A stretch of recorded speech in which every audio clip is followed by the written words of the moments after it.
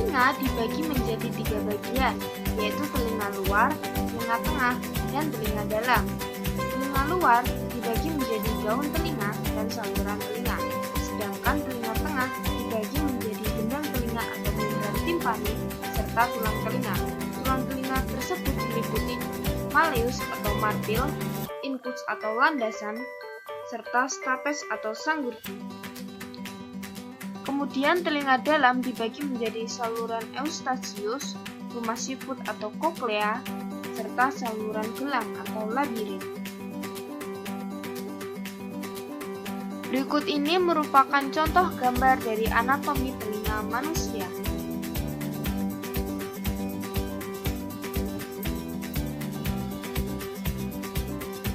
Fungsi bagian pada telinga.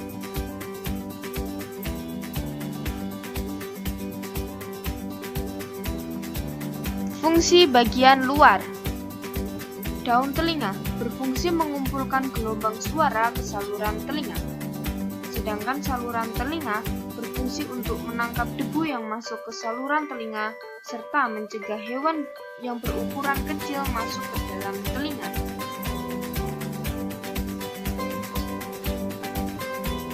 Bagian tengah. Gendang telinga atau membran timpani berfungsi menangkap suara dan mengubahnya menjadi getaran yang diteruskan ke tulang telinga. Tulang telinga berfungsi untuk meneruskan getaran dari gendang telinga ke rumah siput atau koklea. Fungsi telinga bagian dalam. Ada saluran eustachius berfungsi untuk menghubungkan telinga tengah dengan rongga mulut atau faring dan menjaga tekanan udara antara telinga tengah dengan saluran di telinga luar agar seimbang. Tekanan udara yang terlalu tinggi atau rendah disalurkan telinga luar dan akan mengakibatkan gendang telinga tertekan kuat sehingga dapat sobek. Yang kedua ada rumah siput atau koklea. Koklea merupakan saluran berbentuk spiral yang menyerupai rumah siput. Di dalam koklea terdapat adanya organ korti yang merupakan fonoreseptor.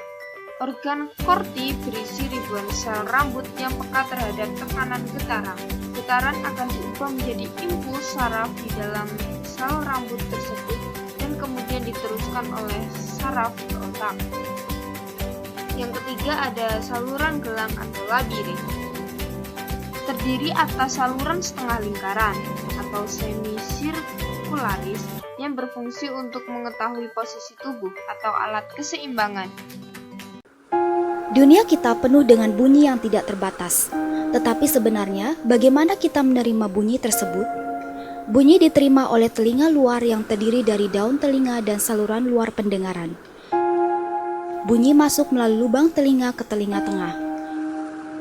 Bunyi diterima oleh gendang telinga, sebuah membran yang fleksibel yang mulai bergetar ketika gelombang suara menghantamnya. Gelombang suara disalurkan oleh gerakan gendang telinga ke telinga tengah. Di telinga tengah terdapat 3 tulang kecil, yaitu tulang martil, tulang landasan, dan tulang sanggurdi. Secara bersama mereka disebut sebagai rantai vesicular. Mereka membentuk jembatan antara gendang telinga dengan pintu masuk telinga dalam. Interaksi di antaranya meningkat dan semakin memperkuat getaran suara sebelum getaran-getaran ini disampaikan secara seutuhnya ke telinga dalam melalui jendela oval. Di telinga dalam terdapat koklea yang berbentuk seperti rumah siput. Di dalamnya terdapat beberapa bagian membran yang berisi cairan. Ketika gelombang suara menggetarkan jendela oval, cairan mulai bergerak dan kemudian menggerakkan sel-sel rambut yang halus. Sel-sel rambut ini kemudian mengubah getaran-getaran menjadi impuls elektrik yang dikirim oleh saraf auditori dan menuju ke otak. Apa yang kita sebut dengan bunyi sebenarnya hanyalah gelombang suara yang ditransmisikan melalui udara.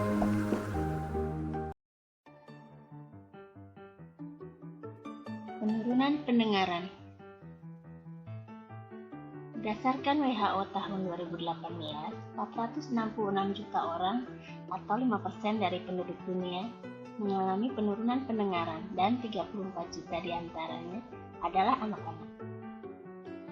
Data dalam 10 tahun menunjukkan di Indonesia terjadi peningkatan kasus penurunan pendengaran dari 14 juta orang pada tahun 2008 menjadi 18,5 juta orang tahun 2018. Telinga adalah organ indera yang bertanggung jawab untuk pendengaran.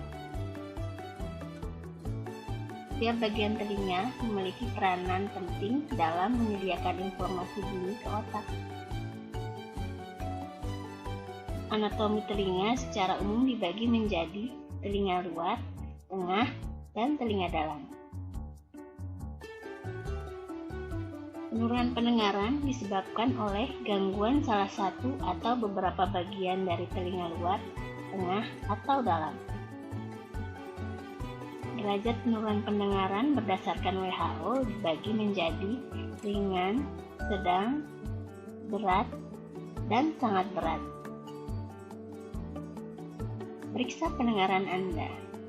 Akibat penurunan pendengaran pada orang dewasa memiliki dampak dalam hal berkomunikasi, emosional, dan hubungan sosial. Sedangkan pada anak-anak dapat mempengaruhi nilai akademik atau prestasi belajar, dapat mengakibatkan gangguan perkembangan bicara.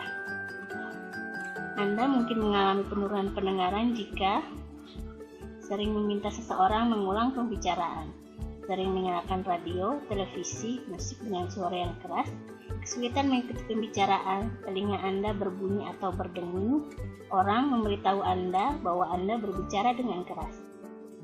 Anak Anda mungkin mengalami penurunan pendengaran jika tidak merespon suara, mengeluarkan cairan dari telinga, tidak memahami apa yang Anda katakan dengan benar, sering mengalami nyeri berulang pada telinga atau penyumbatan di telinga, terlambat mulai berbicara atau perkembangan bicaranya tidak sesuai usianya. Jenis-jenis penurunan pendengaran dapat diakibatkan tuli kongenital atau tuli sejak lahir, sumbatan serumen atau kotoran telinga, otitis media supuratif kronik atau dikenalnya istilah congek, gangguan pendengaran akibat bising, tuli karena usia lanjut atau presbikusis. Bagaimana kita mencegah terjadinya penurunan pendengaran? Jangan masukkan objek atau benda apapun ke dalam telinga, termasuk katembak. Gunakan pelindung telinga bila berada di tempat yang bising. Bila mengalami gangguan pada telinga, periksa segera ke dokter THT. Periksa obat-obatan Anda apakah ada yang mempengaruhi fungsi pendengaran. Periksa fungsi pendengaran Anda secara berkala. Apabila merasa Anda atau anak Anda memiliki gejala penurunan pendengaran, segera periksa ke dokter THT. Jika disarankan, gunakan alat bantu dengar